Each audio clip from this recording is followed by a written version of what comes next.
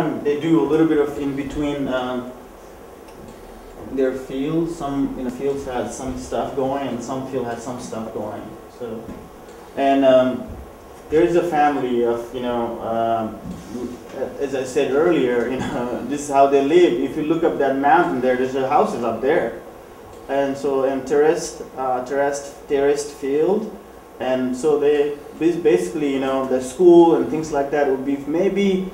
Some kids probably they would walk about maybe half hour, 45 minutes, and some kids maybe less. And when I was growing up, from my village, from my house to get to school, it was 45 minutes for me to get to school. So one way. Umesh, yes. What's the elevation of this place? Oh, this place is not too high. This is about 4,200 feet, 4,200 feet. So we are still near Kathmandu, not too far from Kathmandu. So everybody go to school? The primary school, the basic level, up to high school, no, up to middle school, it's free. So if anybody decides to go to finish middle school, it's free. And after that, it's a little charge. Public school, it's cheaper than a private school. But when I was growing up, there wasn't many private schools. Now they have a lot of private schools. But I was in a village, and there wasn't really any way that I could get to the private school. But I was all my schooling up to high school. I was in a public school. So, and when I was there, I did pay for the middle school. It wasn't free at that time, but now it's free up to middle school. In high school now, so you have to pay, but not too much.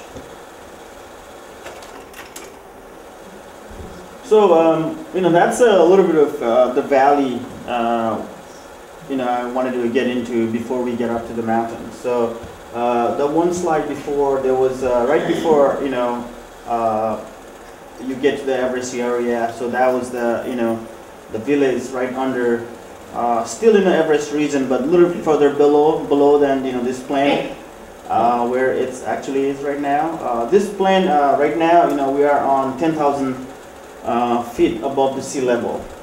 So this particular airstrip, that airstrip got a little better now. So it's not the way we are looking at. I think they can fly a little bit more flights than a few years ago when there was only a few flights a day. But now they can fly quite a bit.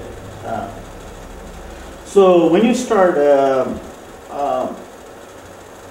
climbing trip to Nepal. Here, we are talking about Mount Everest. So people would put together their programs. They want to go and climb Mount Everest. So in order to climb Mount Everest, they need certain type of a permit. So they apply for a permit. The people have been working for, most of the people that I heard, and they tell me that they have applied about 5 years ago. It took them 5 years, in between 5 to 7 years in order to get the permit. So which means basically, when you apply for a permit, you don't get permit for this fall. You get the permit for 2015 fall or something like that. It depends on how many people had applied. It's a first come first basis, and also how many people they want to have up in the mountains at that time. So generally, they give permit up to 10 to 12 climbing expeditions at a time, which means basically, so one climbing team would have up to 12 people they can have, and sometimes it decreases down to 2 to 3 people because they are doing certain things, very special route they are trying to climb, or they are doing certain research. So that's all depends. So they give up to 10 to 12 permit in one season. So there's a most popular season spring. So there's a record of most people climb at that time for that particular season, and there's a fall. And there's only a few expeditions who had gone in the winter and climbed Mount Everest, but not many. So once you begin your expedition, you take that kind of plane, or you can walk from the all the way from base, which is take another 7 days just to get to that the airstrip. and from there, to get to the Everest base camp, another 2 weeks. So sometimes most climbers, they would avoid that 1 week of trip and start from this point where take the plane and bring all their gear they need, or if they are trekkers, they would fly up to here, or if they are trekkers, they can take from all the way from the bottom, and it takes about just to get to base camp, it takes about 14 to 17 days. So that's about we're talking about in between 6 to 8 hours of hike, really good trekking, so you would have a little bit of break in between your lunch and and breakfast, because there's then after you keep going. And some people have done a little bit faster, of course. If you are used to with the elevation, you can do a little bit better. When you are in, sorry. How many miles? How many miles? Yeah. As far as miles concerned, it'll be very, very less. How steep it is, all depends. So from bottom to the Everest base camp, I would say a total of 35 miles. But because the steep, because of going up and down on the hill, it takes a long time just to get to the one place to another place. You would see some section. There's a nice little good trail, and some section there because of the flood. Monsoon time, there's a trail breaks down. The flood would take over entire trail, and sometimes the middle of this river would be your trail, because the river is not too fast right now, so you can jump from one rock to another rock. Sometimes, not all the time, it happens, but we will see some other things, what would happen along the way. So it's this time of the year, you see the nice, beautiful waterfalls, nice and green. This is like a little bit late, middle of the late spring. And like I said, every year, because of flood, you have a massive amount of water coming down from a mountain. And it would, once it gets melted in a monsoon time, which is a summer here, which is what we call summer/monsoon there, it would take over entire village sometime. And people has to move so fast that, sometimes you would see from one side of the village would say, it's coming, let's move to the, be in the safe side. So they would make big noise from one side to another side. And, in order to maintain the regular economy, they need this trail keep moving, because people from all over the world would come and go to this mountain. And what they're gonna do, they would do this type of low-cost bridges in order to cross.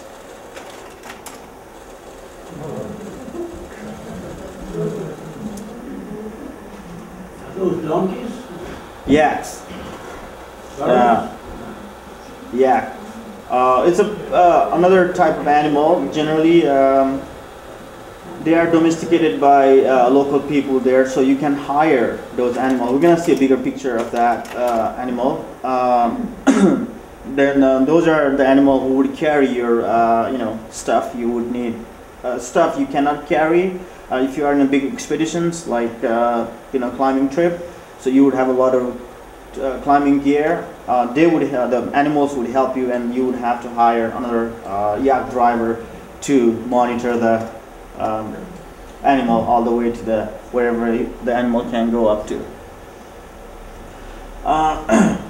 This is a old a little bit of caution you would see along the way, because I have witnessed so many accidents, and it's really true. There are some people who had gone up in the mountains and got sick, and didn't make it to stay alive, within like an hour or two. The best thing is to beware and stay and go slowly.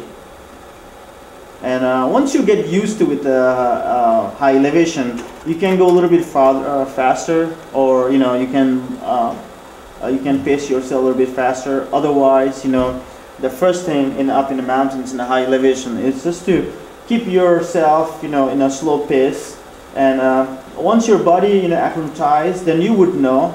You can feel because your head and your breathing and everything it's gonna come to normal once that gets settled. This is one of the biggest villages before you get to the base camp. So once you fly from that airstrip, you would see small patches of the little villages. And then after this, suddenly you would see this big village. This village is called Namche Bajar.